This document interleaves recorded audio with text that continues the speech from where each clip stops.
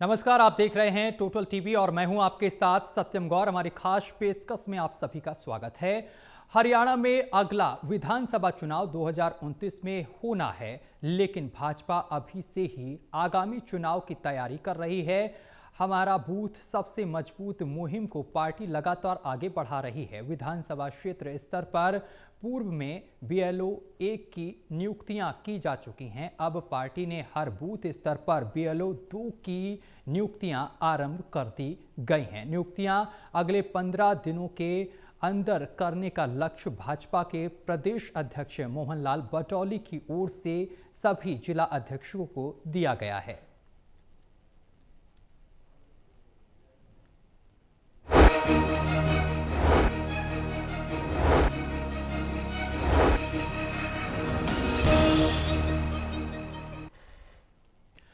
प्रदेश में कांग्रेस और बीजेपी में 2024 और 2029 की सियासी लड़ाई तेज हो गई है।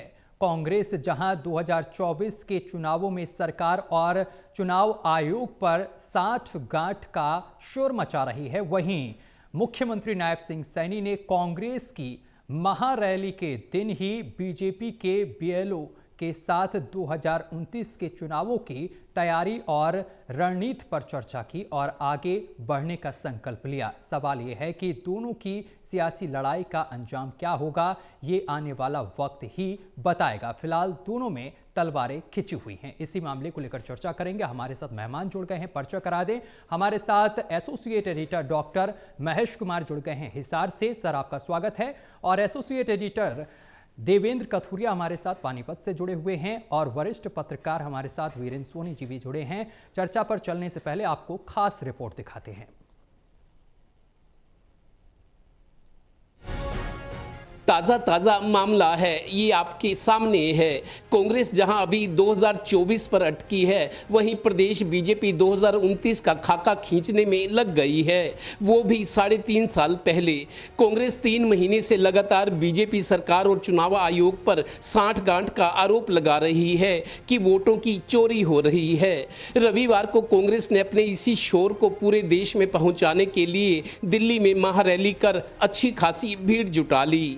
वहीं रविवार को ही सीएम नायब सिंह सैनी ने अपनी पार्टी के बूथ लेवल एजेंट्स के साथ मिलकर 2029 के चुनाव की तैयारी पर चर्चा की, यानी 2024 और 2029 पर अपनी अपनी कसरत और रणनीति।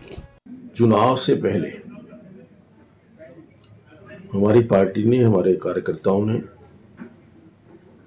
कुछ बूथों के ऊपर जो हमारी वोटर लिस्ट है उसको दुरुस्त करने के लिए सर्वे किया था। हमारे वर्कर्स ने किया था और कुछ स्थानों के ऊपर BLO को साथ लेकर के हमने सर्वे किया था।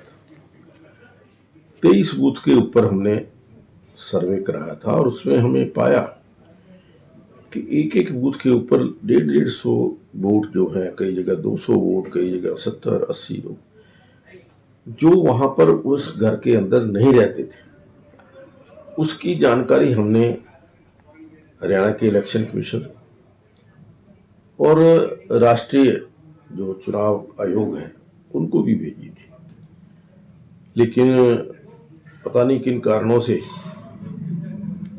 वो ठीक नहीं हो पाई। लेकिन मेरा ये मानना है कि अगर वो वोटर लिस्ट ठीक हो जाती तो परिणाम कुछ और ही हो जाते। गौर करने लायक बात यह भी है कि बीजेपी में BLO की मीटिंग खुद सीएम ले रहे हैं, उनके पीछे उनके साथी और पूरी फौज तैयार है। वहीं कांग्रेस वोट चोरी के मुद्दे को हवा देकर पब्लिक को इंप्रेस करना चाह रही है। आप सबको मालूम है, चुनाव हुए, एक के बाद एक चुनाव हुआ। राहुल गांधी जी ने हर प्रदेश के बारे में, चाहे वो कर्नाटक हो, महाराष्ट्र हो, हरियाणा हो, ये साबित कर दिया कि वोटिंग ईमानदारी से नहीं। गौरतलब है कि 2024 के लोकसभा, विधानसभा और निकाय चुनाव को कुल मिलाकर 14 महीने हो चुके हैं। इन 14 महीनों में जहां बीजेपी ने अपने संगठन को मजबूत किया है, सरकार ने कुछ चुनावी वायदे पूरे किए हैं, रैलियां की और तिगुनी रफ्तार के दावे हो रहे हैं, वहीं प्रदेश कांग्रेस के नेताओं कार्यकर्ताओं ने अभी तक धरने प्रदर्शन, राज्यपाल को ज्ञापन और वोट चोरी में अपनी ऊर्जा लगाई है। वैसे सत्ता संघर्ष में वोट चोरी अभियान के साथ साथ कांग्रेस नेता कार्यकर्ता जनता जनार्दन के बीच जाते, उनकी हमदर्दी बटोरते, उनकी समस्याओं को लेकर प्रशासन पर दबाव बनाते, पर अभी तक तो यहाँ भाई लोग फॉर्च्यूनर और लंबी लंबी गाड़ियों में बैठकर अपने वीडियो फोटो खिंचवाकर सोशल मीडिया पर डलवा रहे हैं। पिछले विधानसभा चुनाव में कांग्रेस की हवा को देखकर और लोगों का मन टटोलकर कुछ कांग्रेस नेताओं ने प्रचार अभियान में घरों और दीवारों पर स्टिकर लगवा दिए थे, आ रही है कांग्रेस और आ गई BJP. Haryana bureau, total news. 2024 में हरियाणा में कांग्रेस की ओर हवा चल रही थी, लेकिन अचानक से हवा बदली और प्रचंड जीत बीजेपी को मिली। लेकिन अब 3.5 साल पहले ही बीजेपी जमीनी स्तर पर उतरकर रणनीति बना रही है और जनता के बीच भी जा रही है। चर्चा की शुरुआत देवेंद्र जी मैं आपके साथ करूंगा। 2024 में हवा कांग्रेस की तरफ चल रही थी, लेकिन कब हवा बदल गई किसी को भी नहीं पता चला और बीजेपी ने हैट्रिक मारी। इस बार जिस तरीके से बीजेपी बीएलओ के साथ मीटिंग कर रही है, जमीनी स्तर पर उतरकर जनता से बातचीत कर रही है, जो सीटें कमजोर हैं वहां पर सर्वे भी किया जा रहा है। क्या ये बीजेपी की रणनीति जो बनाई जा रही है, जो ये कितनी कारगर साबित होगी 2029 को लेकर? देखिए सत्यम, कभी कभी लगता है, हम ये मानते भी हैं, कहते भी हैं कि बीजेपी जितनी शक्तिशाली ताकतवर पार्टी बन गई है, देश में आज कोई पार्टी ऐसी नहीं। और मेरे को लगता है पिछले 10-20 साल में भी कोई पार्टी ऐसी नहीं रही। भले ही कांग्रेस का दौर था जब कांग्रेस ने राज किया, लेकिन संगठन इतना मजबूत हो, गली गली कूचे कूचे में बीएलए हो और माइक्रो लेवल पे काम हुआ हो, वो संगठन आज बीजेपी के पास है। बीजेपी के पास नेताओं की फौज है, मजबूत संगठन है, फौज है, दृढ़ संकल्प है और लोगों से कनेक्टिविटी है। कांग्रेस ने लगता है अपनी नाकामियों से, अपनी गलतियों से, अपनी कमजोरियों से सबक नहीं सीखा। बजाय इसके कि वो कमजोरियों को दूर करे, वो शोशेबाजी में ज्यादा कुछ नेता लग रहा है मेरे को। ये जो रैली हुई अभी, जो आज हम ये खबर सुन रहे हैं कि बीजेपी कांग्रेस पर पीएम की अपमानजनक टिप्पणी के लिए माफी मांगने की मांग कर रही है। इनको क्या जरूरत है भाई? अगर आपको लगता है आपसे नाइंसाफी हुई है, आप पब्लिक के पास जाओ, पब्लिक की हमदर्दी बटोरो, उनको बताओ हमारे साथ ये हुआ है जी। आप सिर्फ राज्यपाल को ज्ञापन देते घूम रहे हैं, धरने प्रदर्शन, बीजेपी को कोस रहे हैं। भाई आप अपने अंदर झांक कर देखो। अभी जो कल की रैली हुई है, बहुत सारी चर्चा हुई फील्ड में कि जो रैली हुई है इसमें भी कांग्रेसियों में वही गुटबाजी का असर नजर आया। हालांकि भीड़ जुटी है, लेकिन लगता है दिल नहीं मिले। पार्टी जिस तरीके का संघर्ष चाहती है वो हो नहीं रहा। सिर्फ धरने प्रदर्शन और दिखावा चल रहा है, सोशल मीडिया पे डाल देते हैं बहुत सारे कांग्रेस नेता।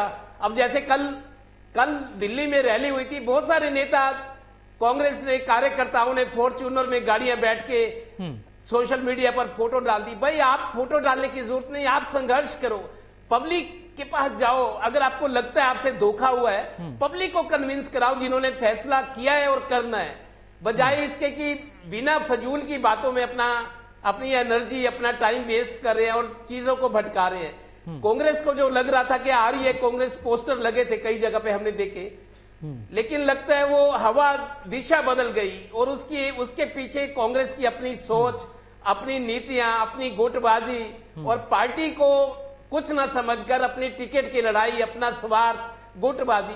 तो मतलब एक के बाद एक कांग्रेस ने मेरे को लगता है गलतियों से सीखा नहीं है।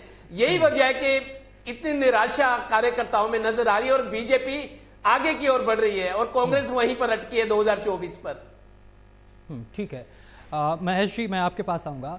महेश जी, वोट चोरी का मुद्दा भी उठाया जा रहा है जोरों शोरों पर, एसआईआर का मुद्दा उठाया जा रहा है। दूसरी तरफ जिस तरीके से देवेंद्र कथूरिया जी कह रहे हैं कि फोटो सेशन भी बड़ी तेजी से चल रहा है, लेकिन असल में गुटबाजी जो है वो अभी भी कांग्रेस में बरकरार है। तो क्या इन सब चीज़ों के बावजूद कांग्रेस आगे बढ़ती हुई आपको नजर आ रही है? क्या कांग्रेस की नैया 2029 में पार हो पाएगी इस तरीके से?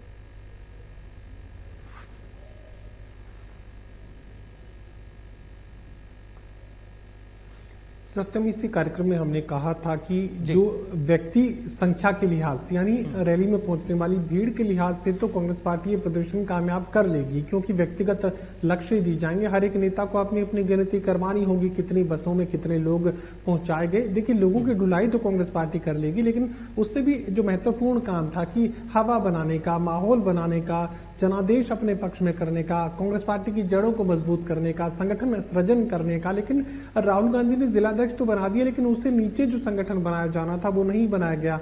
अब महत्वपूर्ण बात क्या है कि कांग्रेस पार्टी नीचे अपने कार्यकर्ताओं को मजबूत नहीं कर पा रही है। सिर्फ नेता मजबूत हैं, वो भी सिर्फ इतने कि अगर उन्हें टिकट मिले तो वो कांग्रेस ही है, अगर टिकट नहीं मिली तो कांग्रेस पार्टी के उम्मीदवार को हराने का काम करेंगे। और आज भी परिस्थिति वही है कि हरियाणा के जो टॉप 4 या 5 लीडर्स हैं, वो अगर उन्हें वरीयता मिलती है, उन्हें अगर आगे की कुर्सी दी जाती है, उनका नाम अगर मुख्यमंत्री की रेस में चलाया जाता है तो वो कांग्रेस पार्टी के साथ है।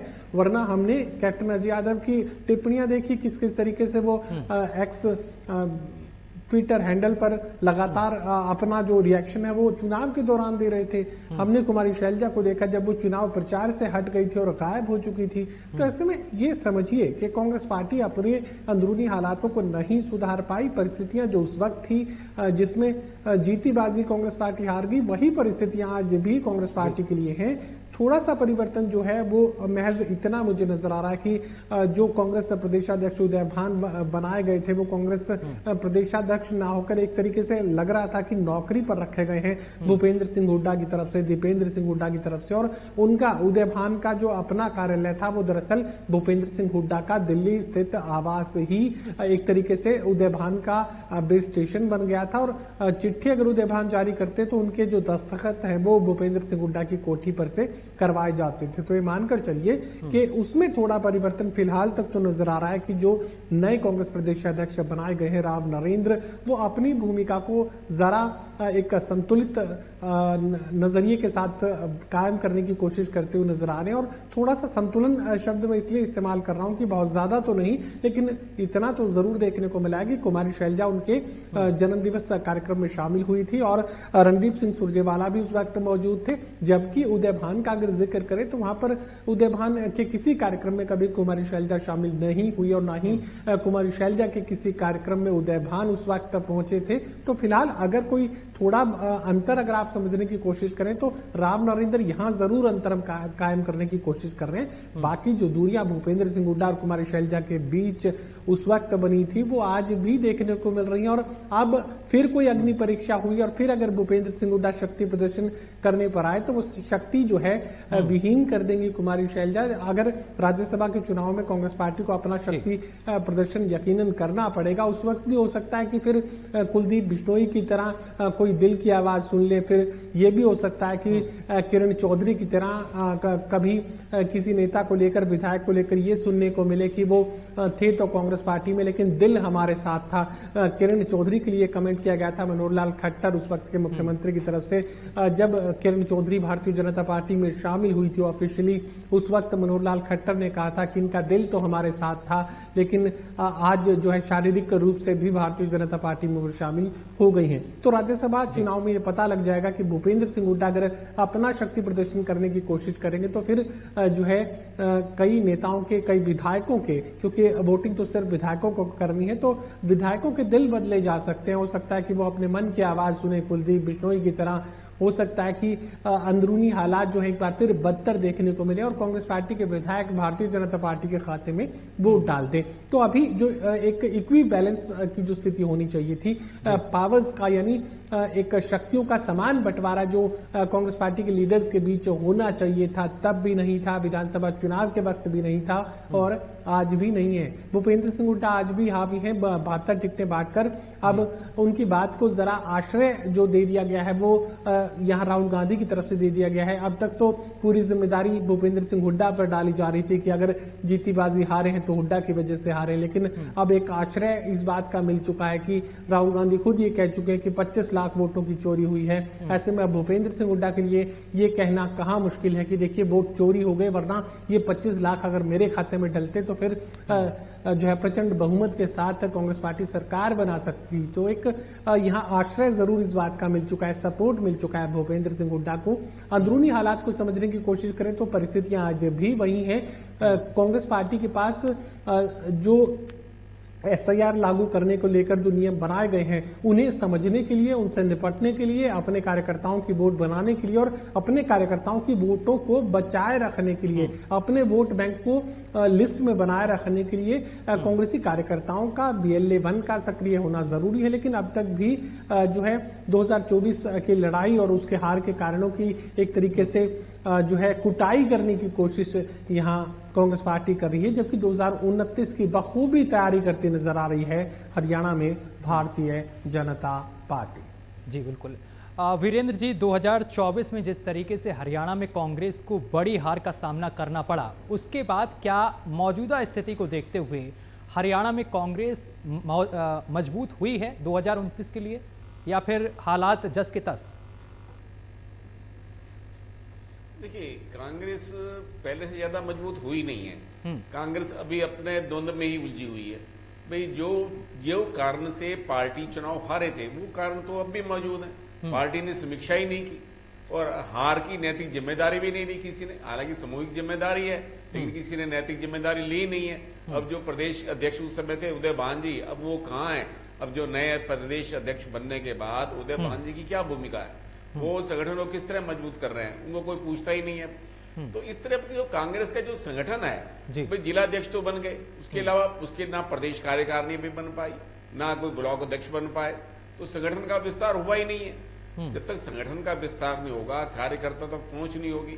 अब रैली की, कल दिल्ली में रैली हुई, ठीक है, रैली में भीड़ जुट गई, कार्यकर्ताओं में उत्साह का संचार हुआ, लेकिन कितने दिन तक वो फिर वैसे ही हो, क्योंकि पार्टी के कार्यक्रमों में निरंतरता नहीं है।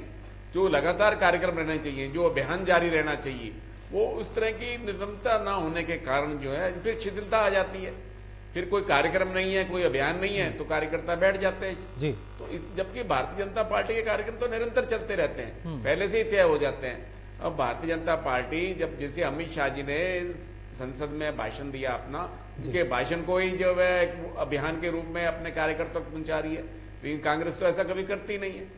भाई उधर फिर प्रधानमंत्री के मन की बात का हर मासिक कार्यक्रम होता है, वो कार्यकर्ता बूथ स्तर पर बैठकर सुनते हैं, लेकिन कांग्रेस में तो इस तरह की कोई कार्यक्रम नहीं है, कोई अभियान नहीं है। तो कांग्रेस की जो हार के कारण थे, वो हार के कारण तो अब भी मौजूद है। कांग्रेस में वही जो संगठन में एकता होनी चाहिए, वो एकता नहीं है।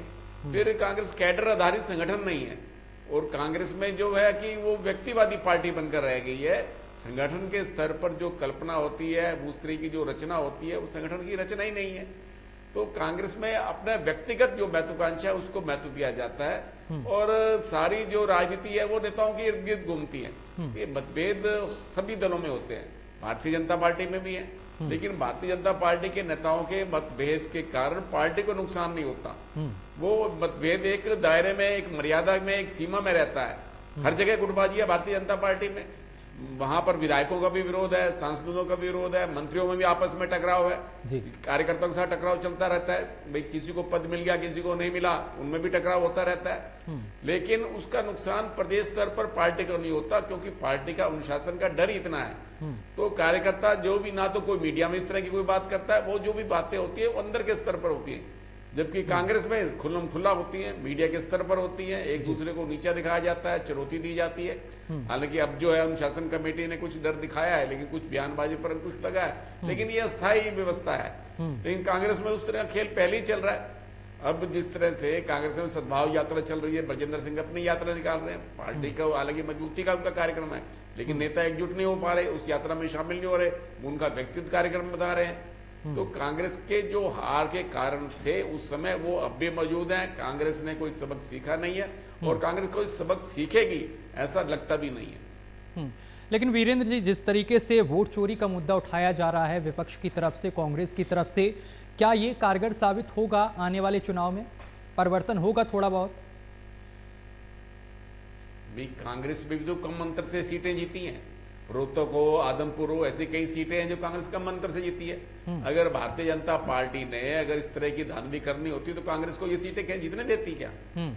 तो ये तो देखो, अब तो उस पर गड़े मुर्दे उखाड़ने की बात है। जब वक्त था तब तो आपने कोई उस समय जागरूकता दिखाई नहीं। भाई जब आपके कार्यकर्ता, आपके बीएलओ क्या कर रहे थे, जब सर्वे कर रहे थे, जब कार्यकर्ता जाते हैं सर्वे करते हैं, सर्वे तो करते नहीं है। कांग्रेस के कार्यकर्ता तो घर में बैठ के सर्वे करते हैं। और जब जिस दिन मतदान था, मतदान बूथों पर कार्यकर्ता नहीं थे। तो कांग्रेस को पहले अपने अंदर भी झांकना चाहिए। भाई संगठन के स्तर पर खामियां हैं। अब ठीक है कि मतदाता सूचियां जो है वो पहले भी होती रही, उनमें शुद्धिकरण पहले भी होता रहा है, आगे भी होता रहेगा। ये अब कांग्रेस ने जब नए वोट बनाए जाते हैं तो कांग्रेस के नेता तो तब तक अपने घरों में दुबके होते हैं। भारतीय जनता पार्टी के कार्यकर्ता अभियान के रूप में नए नए वोटर बनाते हैं, उन तक अपना संपर्क करते हैं, उनके सम्मेलन करते हैं, नए मतदाताओं से संपर्क साधते हैं। लेकिन कांग्रेस में तो इस तरह की कोई व्यवस्था है नहीं, इस तरह का कोई प्रयास किया नहीं जाता। तो कांग्रेस के नेताओं को तो ये लगता है कि लोग जो है भारतीय जनता पार्टी सरकार से उनका मोह भंग होगा और कांग्रेस को वोट देना लोगों की मजबूरी हो जाएगी। तो कांग्रेस के नेता तो इसी आशावाद में रहते हैं। लेकिन वो तो ना तो प्रयास करते हैं, ना वातावरण बनाने का प्रयास करते हैं। भाई जब सरकार के खिलाफ रोष था, लोगों को लग रहा था कि इस बार बदलाव होगा, भारतीय जनता पार्टी ने तो मेहनत की, छोटे छोटे अपने समूह में बैठकर कार्यकर्ताओं से संपर्क किया। लेकिन कांग्रेस के लोग तो यही मुख्यमंत्री पद की लड़ाई लड़ रहे थे। भाई कांग्रेस में लोगों से संपर्क करना दूर, कांग्रेस के नेताओं में तो मुख्यमंत्री पद की लड़ाई शुरू हो गई थी। उसका ये परिणाम हुआ कि कांग्रेस के नेताओं की गुटबाजी खुलकर सामने आ गई। जबकि भारतीय जनता पार्टी अपने जनता के बीच, अपने कार्यक्रमों के साथ, अपने कार्यकर्ताओं के साथ लोगों के बीच जाती रही, अपना एक जो दायरा था उसका संपर्क का, उसके दायरे को बढ़ाया और रणनीति के साथ काम किया। हर विधानसभा क्षेत्र के लिए अलग अलग रणनीति थी, लेकिन कांग्रेस में तो था ही नहीं। और सारे कांग्रेस की जो चुनाव की बागडोर थी भूपिंदर सिंह हुड्डा के हाथ में सौंप दी गई। भूपिंदर सिंह हुड्डा ही चुनाव लड़ रहे थे, सारा उन पर ही दायित्व था। बाकी ना तो केंद्र के नेताओं की कोई जिम्मेदारी थी, प्रदेश के कुमारी शैलजा जो थी वो तो रूठ कर बैठ गई थी। तो ऐसे में जो कांग्रेस का एक संगठन के रूप में कल्पना होती है वो कल्पना नहीं थी, इसलिए खमियाजा कांग्रेस को भुगतना पड़ा। और ये स्थिति तो अब भी बनी हुई है। देर सवेर अगर कांग्रेस ने अपने संगठन में सुधार नहीं किया, अपने कार्यकर्ताओं को प्रेरित नहीं किया, वो सड़क पाकर जनता के मुद्दों के लिए संघर्ष नहीं किया और कांग्रेस के नेता ड्राइंग रूम में बैठ रहे, तो भी 2029 का भी चुनाव उनके लिए यही परिणाम लाने वाला है। बिल्कुल। देवेंद्र जी, कांग्रेस को किन पहलुओं पर ध्यान देने की अब जरूरत है, क्योंकि 2024 में भी गुटबाजी की खबरें सामने निकल कर आई और अभी भी जो कांग्रेस के तमाम प्रोग्राम हुए हैं, तमाम मीटिंग्स हुई हैं, उसमें भी साफ तौर पर गुटबाजी की झलक देखने को मिली है। देखिए, 7 अक्टूबर 2024 में विधानसभा चुनाव हुए थे। अब अक्टूबर 5 तारीख को वोटिंग हुई थी, 5 अक्टूबर को मेरे को याद है, 8 तारीख को नतीजे आ गए थे। बीजेपी मेजोरिटी लेकर सत्ता की दावेदार बनी थी। आप देखिए, अक्टूबर से अक्टूबर 12 महीने हो गए। अक्टूबर के बाद नवंबर, दिसंबर, 8 दिसंबर भी आगे चला गया। आज तो 15 तारीख हो गई है। 14 महीने से ज्यादा 15 महीने होने को है। 15 महीने शुरू हो गया, सरकार आई जी। और आप देखिए, मतलब 1/4 टाइम तो कांग्रेस ने खो दिया। भाई आपकी सरकार बन रही थी, बहुत मजबूत दावेदार थे, लोगों की जुबान पर था और आपने पोस्टर लगा दिए, स्टिकर घरों के बाहर दीवारों पर लगा दिया, आ रही है कांग्रेस और आ गई बीजेपी। 1/4 टाइम तो चले ही गए कांग्रेस के हाथ से। 12 साल बाद संगठन बना है। बिल्कुल, संगठन बना है, अगस्त में बना था संगठन। मेरे को याद है 15 अगस्त से 2-3 दिन पहले 32 जिलाध्यक्ष एक साथ घोषित हुए थे, लेकिन आज तक ट्रेनिंग नहीं हुई। 4 महीने हो गए, इनको ट्रेनिंग नहीं दी जा सकी। और दूसरी बात, कई जिलों में ऐसे है जहां 2-2 जिलाध्यक्ष हैं, शहरी और ग्रामीण, उनमें आपस में तालमेल नहीं है। कुछ नए लोग हैं, उनको ट्रेनिंग नहीं दी गई या तालमेल के लिए पार्टी ने क्या किया, कोई जमीनी स्तर पर कुछ ऐसा लग ही नहीं रहा। आप देखिए, 1/4 टाइम आपका निकल गया हाथ से। बिल्कुल। और बीजेपी अपने आप को मजबूत कर रही है। 2029 की तैयारियां शुरू कर दी उसने 3.5 साल पहले। बिल्कुल कथोरिया जी, बीजेपी कहीं ना कहीं जमीनी स्तर पर उतर चुकी है और तैयारियां भी करना शुरू कर दिया है। बेलों के साथ मीटिंग भी हुई है, लेकिन कांग्रेस को यहां पर जरूर अब ध्यान देने की जरूरत है, क्योंकि 2024 में साफ तौर पर जिस तरीके से गुटबाजी नजर आई और इसके बाद अब 2029 की तैयारी में अब कांग्रेस को भी जमीनी स्तर पर काम करने की जरूरत है। बहुत शुक्रिया आप तीनों का हमारे साथ जुड़ने के लिए और अब तमाम बातचीत करने के लिए। तो आपको बताते चले कि हरियाणा में अब 2029 की तैयारी जो है वो बीजेपी जमीनी स्तर पर कर रही है। तमाम मीटिंग्स भी की जा रही हैं, बेलों को जमीनी स्तर पर उतार कर तमाम सीटों का सर्वे भी किया जा रहा है।